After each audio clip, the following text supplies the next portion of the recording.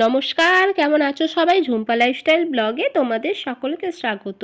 গতকালে রাতে যেই বাসনগুলো মেজে ওখানে উপর দিয়ে রেখেছিলাম, সেই বাসনগুলোই এখন দেখো সকালে উঠে এই বাসনগুলোই এখন গোছ করছি, যে জায়গা মতো গুছিয়ে রেখে দিচ্ছি আর কি। আর আজকে যেই রান্নার জন্য যে বাসনগুলো লাগবে দেখো ওভেনের উপর রেখে দিলাম। চলো, ওইদিকে বাসনগুলো গোছ করার পরে প্রত্যেকটা ঘর ভালো করে ঝাড়ু দিয়ে নিয়েছি। তবে এখন ফ্রিজ থেকে একটু সবজি কেটে রেখেছিলাম ফ্রিজে গতকাল রাত্রে, সেই সবজিটাই বের করে নিলাম। আর ওই 4-5টা কাঁচা লঙ্কা নিয়েছিলাম।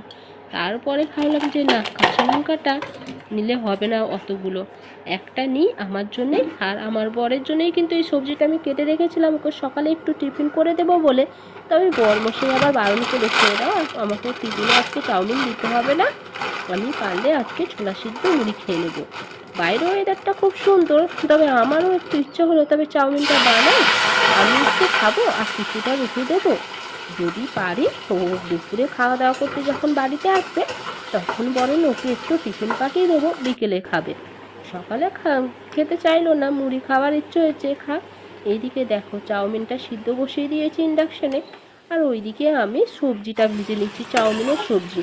তবে আজকে ডিমটাও দেবো বলেও আবার ফ্রিজে রেখে দিলাম, ডিমটা আর দিলাম না। আজ তো বৃহস্পতিবার, আর টিফিন খেয়ে আমি একটু বেলার দিকেই কিন্তু পুজোটা আজ দেবো। তার জন্যেই আমি আর এখন এই চাউমিনের মধ্যে পেঁয়াজটাও দিলাম না আর ডিমটাও দিলাম না। আর অন্য অন্য দিন কিন্তু আমি বৃহস্পতিবারের সকালে কিছু না খেয়েই পুজোটা দিয়ে দিই। তবে আজকে ওয়েদারটা একটু বাজে, তো বাইরে ভালোই মেঘ করেছে, মনে হয় বৃষ্টি হবে।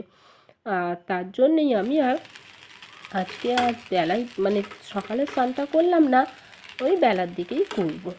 চলো, এইদিকে চাউমিনটা রেডি হয়ে গেছে, আর এইদিকে আমি দেখো সবজি কাটতে বসে গেছি। সবজির মধ্যে আছে বিনস, সিম, আর আছে আলু, টমেটো, এগুলোই। ওই যে আজকে মাছের ঝোল করব।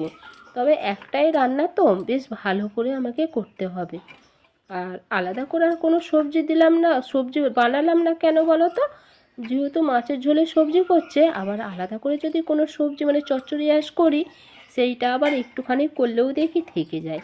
সেটা আবার আমাকে ওই আগামীকাল সকালে বা দুপুরে খেয়ে তুলতে হয়। তো তার জন্যই আলাদা করে আর সবজি করলাম না। আজকে একটু ভালো করে মাছের ঝোলটাই বানাবো। এই এই দেখো তোমাদের সাথে কথা বলতে বলতে এদিকে আমার সবজি কাটা হয়ে গেছে। চলো, আর এই যে ফ্রিজ থেকে মাছটা তো আগেই বের করে রেখেছিলাম, নুন হলুদ মাখানো আছে। চলো, ওই দিকের কাজগুলো তো সব গুছিয়ে নিয়েছি, বিছানাটাও এখানে গোছানো হয়ে গেছে। এবার আমি ওই ঘরটা মুছে নিচ্ছি, প্রত্যেকটা ঘর ভালো করে মুছে নিচ্ছি।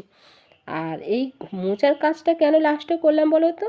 কারণ আজকে বললাম যে বৃহস্পতিবার, তাই সব কিছু কেটে মানে সবজি ফবজি সব কেটে নিয়ে একদম পরিষ্কার করে নিলাম।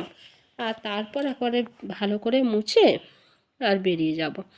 তার তো দেখো ওখানে ঘরটা প্রথমে তো ঠাকুর ঘরটা মুছে নিয়েছিলাম, তারপর বড় ঘরটা মুছে এখন দেখো চলে এসেছি বারান্দাটা মোছার জন্যে।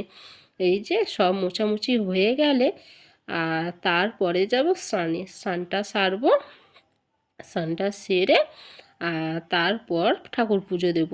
তবে হ্যাঁ, আজকে ঠাকুরের বাসনটাও না মাজা ছিল না, ঠাকুরের বাসনটাও মাজতে হলো আজকে। আর বিকেলে মেজে রেখে দিই, গতকাল মানে বিকেলে মেজে রাখার কথা ছিল, তবে আর মাজা হয়নি। আমার বড়মশাই ঘরে ছিল, ওই সন্ধ্যাটা দেখিয়েছিল, তার জন্যে আমি ঠাকুরের বাসনটা মেজে রাখিনি। চলো, এদিকে তো পুজো দেওয়া হয়ে গেছে, পুজো দেওয়া হয়ে গেছে, সকালে টিফিনটা খাওয়া হয়েছে।